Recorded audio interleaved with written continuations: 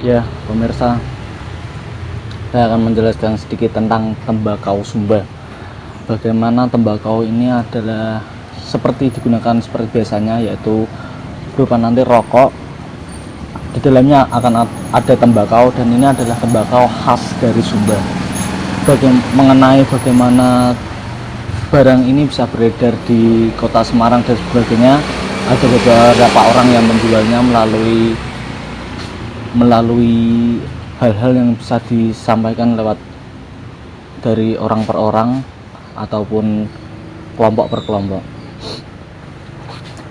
Mengenai bagaimana tembakau ini legal atau tidak masih dapat diperdebatkan, dan banyak orang yang memperjuangkan bagaimana tembakau ini harusnya dapat legal karena berdasarkan bagaimana kegunaannya, bagaimana manfaat yang bisa digunakan, dan reaksi negatif yang tidak terlalu berlebihan masih dapat diperjuangkan. Dan saat ini saya sudah berada di depan kos-kosan dari seseorang yang menjual tembakau Sumba. Untuk identitasnya mungkin akan saya sampaikan nanti, apakah identitasnya dapat disampaikan kepada kalian semua. Nanti akan saya diskusikan dengan sang penjualnya. Dia adalah yang mempunyai kos-kosan ini, kos-kosan 3 lantai sepertinya, dan saya sudah berada di depannya. Setelah ini saya akan melakukan investigasi dan bertanya-tanya, mewawancarai bagaimana tentang tembakau Sumba.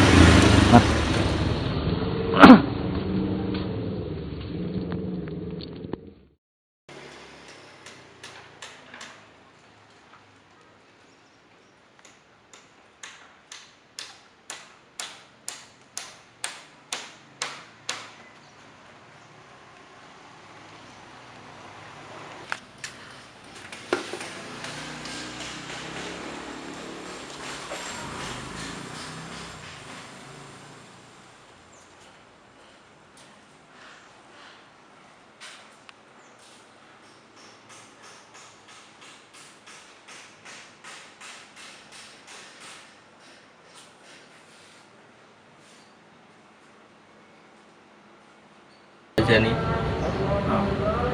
Mas Aung, ini sambil saya rekam nggak apa-apa ya?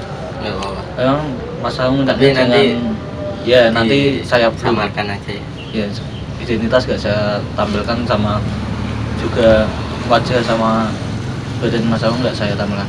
Ini saya rekam tapi nanti saya blur, Mas. Siap. Oh. Oh. Ya, ayo, Mas. Dan banyak tanya mengenai tembakau Sumba, Mas. Ya. Tembakau Sumba, bisa dijelaskan sedikit mengenai bagaimana entah bentuknya tembakau Sumba atau sistem kerjanya tembakau Sumba? Jadi tembakau Sumba itu sebenarnya di Sumbanya sendiri dikenal dengan nama tembakau tali. Tembakau tali. Iya, tembakau tali. Kenapa tembakau tali? Karena sistem pembuatannya tuh dililit tali. Jadi bukan seperti tembakau konvensional yang beredar di pasaran. Tembakau Sumba ini dari pohonnya, dari batangnya langsung dipadatkan tanpa dipotong-potong dan dililitkan tali, sehingga itu padat, panjang, kurang lebih panjangnya bisa sampai 3 meter. Nah, itu dililit tali. Itu batang apa, Mas? Batang tembakaunya. Batang tembakaunya langsung dililit tali langsung. Dililit tali, di daun-daunnya itu dilingkarkan di batangnya itu. Oh, dililitkan sampai batangnya itu ketutup sama tali semua. Iya, sampai ketutup tali semua. Terus itu cara pembuatannya disimpan di kayak ruangan gitu, kurang lebih ya 7 sampai 12 bulan. Di ruangan, bisa spesifiknya ruangannya yang kayak gimana? Ruangannya tuh kayak ruangan biasa, nggak boleh kena sinar matahari. Ya, nggak kena sinar matahari. Sinar matahari nggak boleh. Nggak Harus boleh. dingin. Nggak Oh. dingin sih, kan itu udah dililit tali, Hmm. jadinya kalau masalah suhu itu Efeknya apa itu, Mas? Efeknya itu Tali kayak dari tali. dari tali itu memper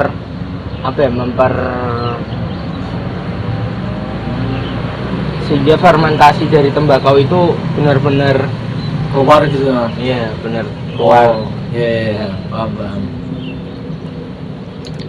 Dan Mas Aong, tembakau Sumba di Semarang udah berapa lama? Sebenarnya baru aja sih, Malah baru aja ini. baru aja.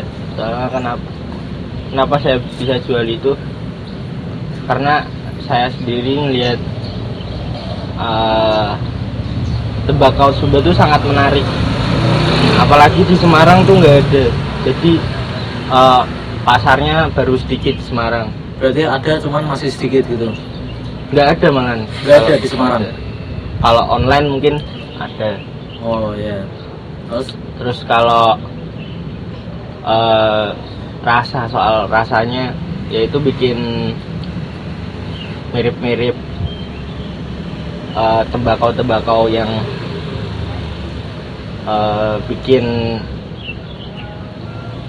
bikin enak lah gitu istilahnya. Benar, berarti tembakau Sumba kan, kalau tembakau pada umumnya dipakai di rokok-rokok seperti biasanya, Iya. itu standar, efeknya standar. Kalau tembakau Sumba ada kelebihan lain berarti. Ada. Apa di apanya? Itu kayak saya sendiri ngerasainnya tuh lebih rileks, karena saya emang mungkin gunainnya pas kondisinya pas pengen rileks aja. Tapi kalau fungsi utamanya di Sumba sendiri itu buat doping. Misalkan ada kegiatan di Sumbanya itu, misal upacara pemakaman, itu kan yang angkat batu. Angkat batu. Nah, mereka yang angkat batu itu dopingnya dari tembakau tali ini. Berarti kelebihan dari tembakau Sumba ini bisa dibilang pertama buat relaksasi, Iya, bisa.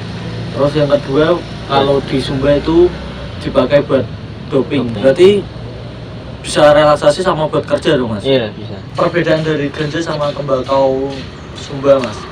Kalau saya pribadi itu bedainnya itu efek yang ditimbulkan. Efek yang ditimbulkan kalau ganja reaksinya lebih tahan lama. Tahan lama untuk apa itu? Untuk misal kan ganja ada sativa sama indica. Kalau sativa kan biar buat relax. Nah, Yang satu buat kerja. Nah, itu efeknya beda tahan lamanya sih. Kalau Sumba lebih cepat hilangnya. Untuk yang relaksasi atau kerja? Relaksasinya. Cuman kalau di Indonesia kan ganja masih legal, Mas. Ganja ilegal loh. Kan masih ilegal. Iya. Kalau tembakau Sumba sendiri, Kalau tembakau sendiri kan saya patokannya itu ada narkotika golongan 1, golongan 2, golongan 3. Nah, itu saya lihat tembakau Sumba tuh nggak termasuk ke narkotika tersebut. enggak. Jadi dari segala golongan narkotika yang ada, Ya, nggak termasuk. tembakau Sumba tidak masuk ke dalam manapun. Iya. Untuk ngambilnya di mana, Mas? Kalau ambilnya saya dari Sumba sendiri. Kayaknya perantaranya Perantara ya. Jadi ada teman saya yang pergi ke Sumba, terus saya titip 2 meter. 2 meter Iya. panjangnya. Iya, tembakau talinya. Nah, udah teman saya beli langsung di produsennya, dibawa ke sini. Langsung Mas jual. Terus kalau kira-kira saya nih, ini kan saya kan juga tahu Mas Ahong dari dengar teman-teman. Iya. Berarti yang tahu tembakau Sumba di Mas Ahong cuman orang-orang yang dengar-dengar aja, atau Mas Ahong jual di tempat lain? Kalau saya Cara ya lain. saya ngejual ke teman-teman, terus juga saya pengen kayak jadi ngejual ke kayak toko-toko seperti toko-toko tembakau gitu sih. Toko-toko tembakau. Iya. Contohnya Mas, maksudnya Contohnya kalau di Semarang tuh ada Mukti. apa? Mukti. Mukti apa itu?